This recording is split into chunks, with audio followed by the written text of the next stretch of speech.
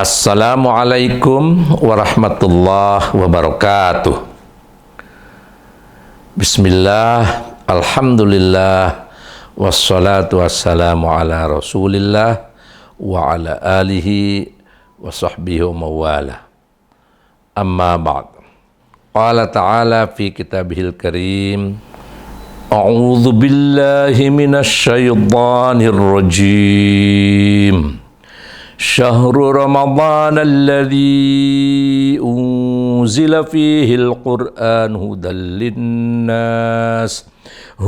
linnas wa bayyinatin minal huda wal furqan faman syahida minkumus syahra falyasum wa man kana maridan aw ala safarin fa'iddatum min ayyamin ukhar yuridullahu bikumul yusra wa la yuridu bikumul usra walitukmilul iddata walitukabbirullaha ala ma hadakum wa la'allakum tashkurun. Sadaqallahul azim. Al-Quran Surat Al-Baqarah ayat 185. Pada ayat yang dibacakan tadi, Allah Ta'ala berfirman yang artinya bulan Ramadan adalah bulan yang di dalamnya diturunkan Al-Quran sebagai petunjuk bagi manusia dan penjelasan-penjelasan tentang petunjuk-petunjuk itu dan pembeda antara yang benar atau yang hak dan yang batil. Barang siapa menyaksikan bulan itu, maka berpuasalah.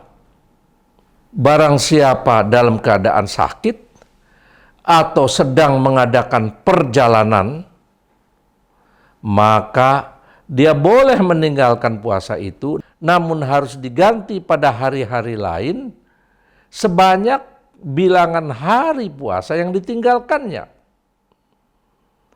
Allah menghendaki dari kalian kemudahan dan Dia tidak menghendaki dari kalian kesusahan. Kemudian sempurnakanlah bilangan bulan Ramadan itu. Dan apabila sudah disempurnakan bilangan bulan Ramadan itu, bertakbirlah kepada Allah atau mengagungkan asma Allah atas petunjuk-petunjuk yang diberikan kepada kalian dan agar kalian bersyukur kepadanya. Jadi dari ayat ini kita dapat penjelasan dari Allah Subhanahu wa taala tentang bulan Ramadan sebagai bulan diturunkannya Al-Qur'an. Bukan berarti pada bulan Ramadan itu seluruh isi Al-Qur'an diturunkan, tetapi pada bulan itu Allah menurunkan wahyu yang pertamanya kepada Rasulullah SAW, yaitu surat Al-Alaq ayat 1 sampai dengan ayat 5 sebagai permulaan dari Muhammad ibni Abdillah diangkat sebagai nabi dan rasul yang terakhir oleh Allah Subhanahu wa taala. Dalam kesempatan ini kita akan membahas bulan Ramadan itu sendiri. Selain bulan Ramadan itu sebagaimana digambarkan oleh Allah Subhanahu wa taala sebagai bulan diturunkannya Al-Qur'an, bulan Ramadan ini memang bulan yang memiliki keutamaan-keutamaan dan keunggulan-keunggulan dibandingkan dengan bulan-bulan yang lainnya. Bulan Ramadan memiliki berbagai keutamaan. Rasulullah sallallahu alaihi wasallam bersabda, Ramadan awaluhu rahmah, wa wasatuhu maghfirah, wa akhiruhu aitqun minan nar. Bulan Ramadan itu pada awalnya atau penggalan pertamanya. Jadi kalau satu bulan itu 30 hari, pada 10 hari pertamanya adalah penuh dengan rahmat Allah. Sedangkan pertengahannya Allah memberikan maghfirah atau ampunan dari segala dosa-dosa. Dan akhirnya atau penggalan terakhirnya, Allah menjadikan penggalan itu sebagai pembebas dari api neraka. Jadi kalau kita memanfaatkan bulan Ramadan untuk menjalankan semua perintah-perintahnya dan menjauhi segala larangan-larangannya, juga menjalankan kewajiban yang diwajibkan oleh Allah Subhanahu wa taala kepada kita untuk dijalankan pada bulan itu dengan syarat, yaitu imanan wahtisaban.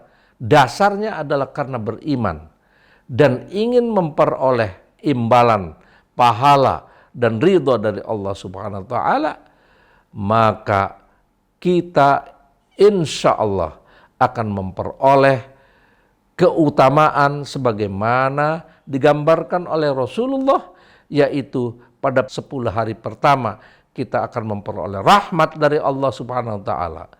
Rahmat itu artinya apa? Rahmat itu adalah kasih sayang dari Allah Subhanahu wa taala.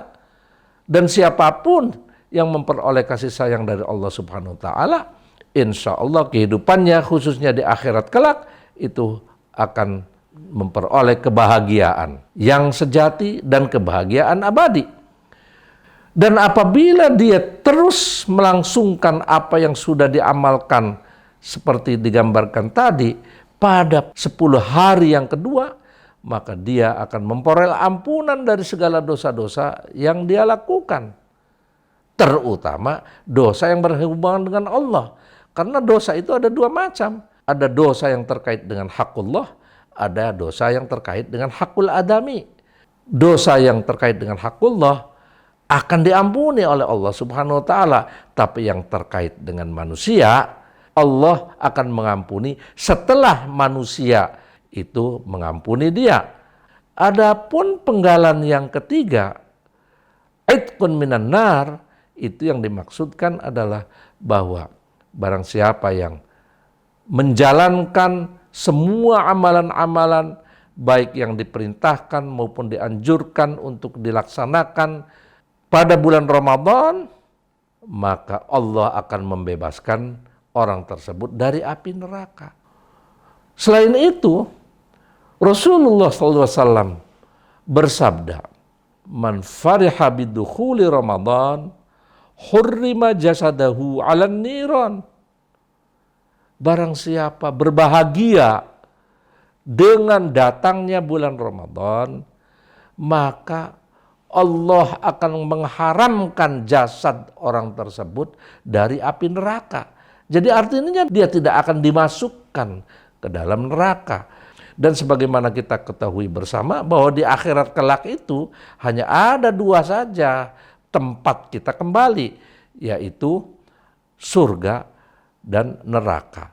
Apabila orang tersebut diharamkan jasadnya dari neraka, artinya dia dimasukkan ke dalam surga Allah Subhanahu wa taala. Allahumma amin, mudah-mudahan kita semua yang menjalankan perintah-perintahnya, termasuk perintah-perintah yang harus dan dianjurkan untuk dilakukan pada bulan Ramadan, mudah-mudahan kita diharamkan dari api neraka sehingga kita dimasukkan ke surganya Allah Subhanahu wa taala. Rasulullah Shallallahu alaihi wasallam juga bersabda bahwa pada bulan Ramadan itu syaitan dibelenggu, pintu neraka ditutup dan pintu surga dibuka. Makna daripada hadis ini itu adalah bahwa pada bulan Ramadan siapapun yang menjalankan semua amaliyah Ramadan, maka dia tidak akan tergoda oleh bujukan syaitan.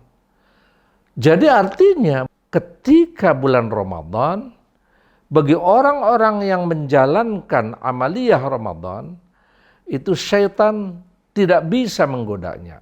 Adapun makna dari pintu-pintu neraka ditutup dan pintu-pintu surga dibuka, artinya bagi orang yang menjalankan puasa di bulan Ramadan atas dasar iman dan ingin memperoleh imbalan pahala dan ridha dari Allah Subhanahu wa taala, maka baginya tertutup pintu neraka dan terbuka pintu surga. Bagi orang yang menjalankan saum di bulan Ramadan, maka semua nafas yang dia keluarkan adalah merupakan tasbih, dan tidurnya pun merupakan ibadah. Juga semua amal dilipat gandakan pahalanya. Dalam kitab Durratun Nasikhin juga dijelaskan bahwa di bulan Ramadan ini Allah akan menyelamatkan siapapun yang memohon keselamatan dari Allah Subhanahu wa taala. Allah pun akan memenuhi permohonan siapapun yang memohon kepada Dia, dan Allah akan mengampuni siapapun yang memohon ampunan kepada Dia. Keutamaan atau keistimewaan lain dari bulan Ramadan adalah adanya Lailatul Qadar. Pada bulan Ramadan ada satu malam yang disebut dengan Lailatul Qadar, yang sebagaimana digambarkan dalam surat Al-Qadar, Lailatul Qadri khairun min alfi syahr. Lailatul Qadar itu nilainya lebih baik dari 1000 bulan. Artinya, amalan apapun yang kita lakukan pada malam Lailatul Qadar, nilainya lebih besar dari kita beramal amalan yang sama lebih dari 1000 bulan. Jadi betapa banyak keutamaan atau keistimewaan bulan Ramadan. Rasulullah SAW bersabda, "Lau ta'lamu ummati ma fi Ramadan, latamannau as-sarah kulluha Ramadan." Seandainya umatku itu mengetahui yang sesungguhnya keutamaan bulan Ramadan, maka niscaya mereka akan menghayalkan seluruh bulan dalam satu tahun itu adalah bulan Ramadan. Jadi demikian banyak keutamaan-keutamaan dari bulan Ramadan itu. Pada ayat tadi itu juga dijelaskan, "Fama syahida minkumus syahra falyasum." Barang siapa menyaksikan bulan tersebut, maka dia harus berpuasa. Maka dia harus menjalankan saum. Akan tetapi, barang siapa yang dalam keadaan sakit, sehingga dia tidak kuat kalau menjalankan puasa, atau kalau menjalankan puasa penyakitnya tambah parah, maka dia boleh meninggalkan puasanya, tetapi harus dibayar pada hari-hari lain sebanyak bilangan hari-hari yang puasanya ditinggalkan itu. Atau dalam bahasa yang kita kenal itu adalah diqodho. Keadaan demikian ini, itu Allah menjelaskan. Allah itu menghendaki dari kalian kemudahan. Jadi tidak mempersulit kita. Kalau kita dalam keadaan sakit, boleh meninggalkan. Tetapi harus dibayar pada hari-hari yang lain. Begitu juga kalau kita di dalam keadaan sedang melakukan perjalanan atau musafir. Apa dasarnya atau ilahnya, alasannya kita yang sedang sakit atau sedang melakukan perjalanan itu dibolehkan untuk meninggalkan puasa, tapi harus dibayar pada hari-hari lain? Karena alasannya itu adalah susah. Karena kalau orang sakit itu kan susah. Sedang diuji oleh Allah, diberi kesusahan. Dan orang yang sedang mengadakan perjalanan pun, zaman dulu itu juga dalam keadaan susah. Atau bahasa Arabnya itu masyaqqah. Masyaqqah artinya itu adalah susah. Tetapi kalau perjalanannya tidak menyusahkan, ya pada zaman modern ini perjalanannya itu tidak menyusahkan. Nah, itu tinggal diukur oleh diri sendiri. Apakah dia perlu berbuka puasa atau perlu meninggalkan puasa atau masih bisa menjalankan puasa. Ukurannya adalah diri sendiri, dan itu urusannya adalah antara dia dengan Allah Subhanahu wa Ta'ala. Sebab ibadah puasa atau saum ini adalah salah satu ibadah yang hanya Allah dan Dia yang tahu. Kita tidak tahu seseorang menyatakan bahwa dirinya puasa, tetapi ketika tidak ada orang lain, dia bersembunyi sambil makan, itu tidak tahu. Tapi Allah mengetahui tentang orang itu. Itu sebabnya dalam salah satu hadis qudsi, Allah berfirman, as-saumu li wa ana ajzilah. Puasa itu adalah amalan ibadah yang langsung khusus bagiku. Dan aku akan langsung memberikan imbalan kepada orang itu. Jadi penjelasan dari ayat tadi itu adalah seperti itu. Demikian, semoga bermanfaat bagi kita semua. Barakallahu li wa lakum. Wassalamualaikum warahmatullahi wabarakatuh.